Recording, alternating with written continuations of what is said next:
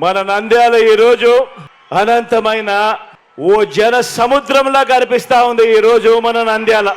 సంక్షేమాన్ని, ఇంటింటి అభివృద్ధిని కాపాడుకునేందుకు ప్రజల సైన్యం ఇక్కడ ఈ రోజు నంద్యాలలో ఒక సముద్రంలా సిద్ధమనంటోంది.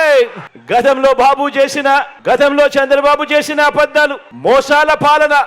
చూసిన తర్వాత అందుకు భిన్నంగా 5 ఏళ్లుగా మన ప్రభుత్వం చేసిన మంచిని చూసిన తర్వాత ప్రజా కంటకులు ఓడిన తర్వాత ఒక నరకాసురుడు, ఒక రావణుడు, ఒక దుర్యోధనుడు మరోసారి పైకి లేచి తాను మళ్ళీ సింహాసనం ఎక్కుతాను అనంటే ప్రజలు ఎలా ఒప్పుకోరో అలాగే